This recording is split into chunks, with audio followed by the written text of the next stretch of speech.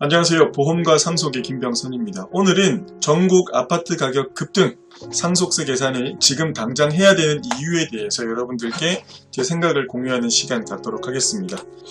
전국 아파트 가격이 치솟으면서 갑작스럽게 재산이 늘어나신 분들은 반드시 상속세 계산을 해봐야 됩니다.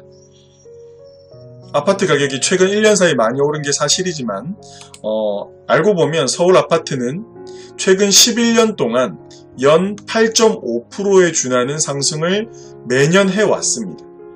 주식이 오히려 낮다라고 하시는 분도 계시지만 코스피가 최근 10년 동안 연 7.5% 상승한 거에 비해서 연 1% 더, 그쵸, 연 8.5% 복리로 꾸준히 상승을 해왔다는 거죠. 최근에는 그 상승세가 더 가파라졌고요. 그래서 우리는 상속세를 반드시 신경 써야 되는데, 특히 재산이 5억 원이 넘거나 또는 10억 원이 넘는 분들은 상속세가 나올 수도 있으니까 반드시 계산을 해봐야 돼요. 배우자가 있고 없고에 따라서 차이가 나는 거니까 계산을 한번 해보시기 바랍니다. 그렇게 해야지만 어느 정도 세금이 나오는지 알 수 있고요. 그래서 우리가 사전 증여를 하든지, 그렇죠, 공동명의를 하든지 아니면 상속세 납부 제한을 마련을 하든지 준비를 할 수 있겠죠. 그렇게 해야 우리가 상속세를 안 낼 수 있거나 상속세를 적게 낼 수 있는 겁니다. 귀찮다고 덮어놓고 있다가는 날벼락을 맞을 수도 있는 거죠. 자, 그래서 오늘은 예시를 좀 들어서 여러분들의 이해를 조금 더 돕는 시간 지금부터 가지도록 하겠습니다. 만약에 아파트 값이 급등 전에, 오르기 전에 아파트 가격이 5억이었다. 자녀는 2명이 있었다. 배우자가 없는 거죠. 그 상태에서 소유주인 부친이 사망을 한 거예요. 재산을 5억 원을 남겨두고. 자, 그러면 기존에는 재산이 5억 원일 때는 일괄공제가 무조건 5억 원이 된단 말이죠. 그렇죠? 그러면 세금이 배우자 공제는 없고, 자, 이 상태에서 공제를 5억 원을 해줬으니까 상속세 낼 게 없는 거죠. 자, 근데 가격이 급등 후에 올랐습니다. 10억 원이 됐어요. 2배가량 올랐어요. 서울 기준으로. 그쵸? 정확히 2배는 아니지만 자녀는 똑같이 2명이고요. 부친이 사망을 한 거예요. 똑같은 상황에서. 자, 그러면 일괄공제 똑같이 5억 원이 됩니다. 배우자 공제 없죠. 자, 그러면 10억 원에서 일괄공제, 그 상속공제를 뺀 5억 원이 과세표준에 해당이 되죠. 30% 세율 구간입니다. 그러면 상속세가 9천만 원이 나옵니다. 누진공제를 뺀 금액이에요. 이따가 세율표 한번 보여드릴게요. 그럼 9천만 원 세금이 나오게 됐네요. 그전에는 신경을 안 쓰고 있었다가 난 상관없어 하다가도 이번에 급등 후에 세금을 내야 되는 경우가 발생을 한 거죠. 또 다른 경우도 볼게요. 가격이 급등하기 전에 아파트 가격이 10억이었어요. 이분은 배우자도 있고요. 그리고 자녀가 2명이 있습니다. 그 상태에서 소유주인 남편, 아빠가 사망을 한 겁니다. 일괄공제 5억 원이 되고요. 배우자 공제가 최소 5억 원이 됩니다. 배우자가 혼인관계, 그쵸? 이런 그냥 뭐라 그러죠? 그렇게 같이 사는 거 뭐라 그러죠? 갑자기 용어가 생각이 안 나네요. 사실혼, 그쵸? 사실혼 관계가 아니라 혼인관계라면 배우자 공제는 5억 원을 받을 수가 있습니다. 그러면 일괄공제 5억, 배우자 공제 5억, 총 10억이 공제가 되는 거죠. 그래서 10억 이하는 상속세 낼 필요 없어 라고 이야기를 많이 들으셨을 겁니다. 배우자가 있을 경우에 그래요. 자, 그러면 상속세는 0원 없는 겁니다. 자, 급등 후에 가격이 똑같은 상황에서 20억 원이 됐어요. 배우자는 그대로 있고 자녀도 그대로 있죠. 똑같이 남편, 아빠가 사망하는 상황에서 일괄공제 5억 원이 되고요. 배우자 공제, 자, 이제 가격이 올랐기 때문에 20억 원에 대해서 배우자 공제는 얼만큼 되냐면 배우자의 법정 상속분만큼 되는 겁니다. 최소 5억에서 법정 상속분이 30억을 넘어도 30억까지만 되는 거예요. 근데 어쨌든 법정 상속분까지 되는 거겠죠. 계산을 해보면 배우자 1점, 자녀 1.1점 이렇게 가져가는 게 아니라 자녀는 1점씩 가져가서 2점인데 배우자는 5할을 가산해주죠. 1.5점입니다. 합치면 총 3.5분의 1.5 배우자 몫을 공제해주는 거예요. 20억을 곱해보면 배우자 공제는 8억 5,700이 나오는 거죠. 그쵸? 그럼 요만큼을 공제를 해주는 겁니다. 그럼 일괄공제와 합치면 13억 5,700을 공제해주는 거죠. 20억 원에서 빼주면 과세표준은 6억 4,300. 30% 세율 구간이고 누진공제 빼주면 상속세는 1억 3,290만원을 납부를 해야 되는 겁니다. 물론 3% 신고공제 추가로 조금 더 되겠지만 어쨌든 요 정도 금액, 그전에는 세금을 낼 필요가 없었는데 이번에 아파트 가격이 오르면서 상속세를 신경을 써야 되는 구간에 왔죠. 여기서 우리가 또 신경 써야 되는 게 있어요. 우리가 이 배우자 공제를 받으려면 실제로 배우자가 이만큼을 등기를 해 가야 되는 겁니다. 배우자가 있다고 무조건 되는 게 아니라 이 금액을 받아야 되는 거죠.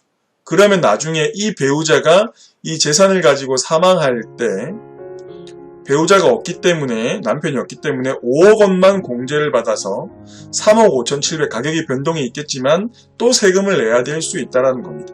자, 그러니까 확실히 이제 세금을 신경 써야 되는 구간에 들어온 가족이네요. 자, 우리가 상속세를 절세할 수 있는 방법들, 주의해야 되는 사항들은 너무나 많습니다. 10년 단위 비과세 증여할 수 있고요. 수중자를 최대한 며느리, 사위, 손주까지 증여를 할 수 있고요. 세대 생략해서 상속 증여할 수 있습니다.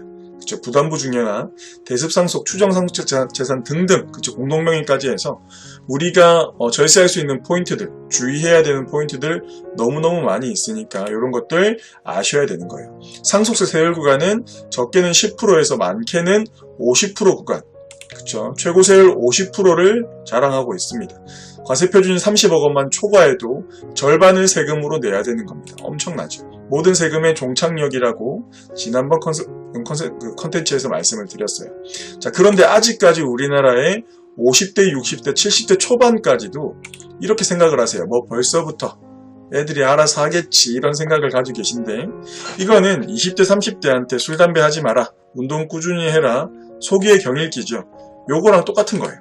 이분들한테는 상속이 아직 소기의 경읽기인 느낌이 많아요. 빠르신 분들은 벌써 진작에 준비하고 계신데, 자, 근데 75세 정도만 늘어가도 평균적으로는 이 상속을 굉장히 신경 많이 쓰시는 것 같아요. 그 이유가 편찮으신 경우도 되게 많고요. 이제 준비를 해야 되겠구나라고 느끼시는 경우도 많고, 선배, 후배, 친구들이 먼저 사망하면서 그 자손들이, 그 상속인들이 상속세 때문에 고생을 하고 상속 재산 때문에 법정 다툼하는 꼴을 보니까 준비해야 되겠구나라고 많이 느끼셨던 것 같아요. 그래서 연락 오시는 분 대부분이 연세가 많으신 분이세요.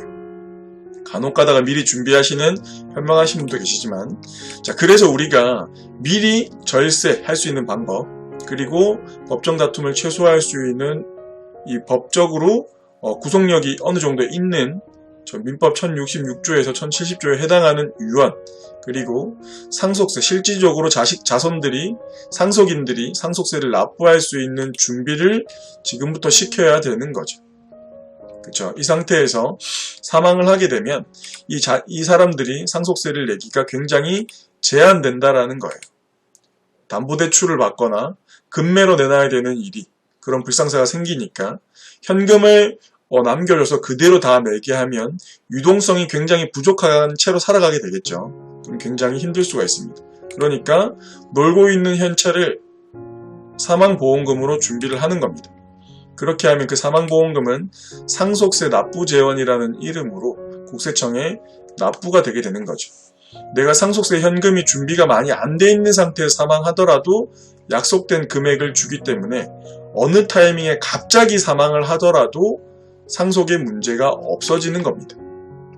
우리는 결국에 어떤 투자를 하든지 현금 비중을 가져가야 돼요. 유동성을 높일 수 있기 때문에 그렇죠. 20%에서 30% 정도. 상속 재원은 이걸로 준비하는 겁니다. 근데 그냥 놔두면 뭐 이자나 적시성 이런 것들이 좀 떨어질 수 있기 때문에 종신보험으로 준비를 하는 거죠. 종신보험으로 준비를 하면 우리가 자산 형성기에 있든 자산을 많이 확장시키는 시기에 있든 어느 타이밍에 사망하더라도 사망을 보장을 하고요. 내가 납부한 금액은 결국에는 납입이 완료가 되면 내 납입 원금을 초과해서 계속해서 늘어납니다. 은행 이자보다도 장기적으로는 좋을 수 있겠죠. 초반에는 없거나 적을 수 있겠지만, 그렇죠? 결국에는 이 해지환급금을 우리가 수수료 없이 인출해서 쓸 수 있다라는 거예요. 그렇죠. 그런 그 금액은 종소세에서도 제외되고요. 납입을 일시로 중지할 수 있는 기능도 있습니다. 보험은 약관 대출도 당연히 가능하고요. 당연히 아까 말씀드린 대로 사망은 가입 즉시 보장되기 때문에 어느 타이밍에 상속이 계시더라도 적시적으로 상속 재원을 현금을 지급을 해드리는 거예요. 그렇죠? 연세가 많더라도 75세 이하라면 누구나 가입 가능합니다. 그리고 병력이 있어도 가입이 가능한데 이 세 가지 사항에 전부 다 아니요라고 대답할 수 있어야 돼요. 3개월 이내에 질병 확정 진단이나 의심 소견, 추가 검사, 수술 필요 소견 이런 것들이 없어야 되고요. 2년 이내 입원 수술이 없어야 되고요. 5년 이내 암에 걸리신 적이 없다면 무조건 가입이 가능합니다. 감사합니다. 김병선이었습니다.